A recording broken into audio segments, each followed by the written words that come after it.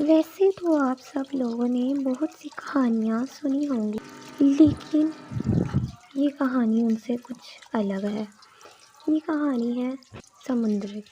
समुद्र के नीचे बीचों बीच गहराई में एक प्यारी सी नरम दिल की मछली रहती थी, जिसका नाम था पिंकी मछली।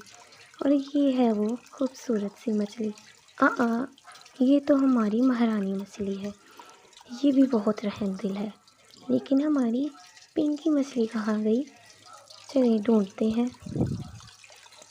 ओह, ये रही हमारी नरम दिल पिंकी मछली, जो कि खूबसूरत भी बहुत है।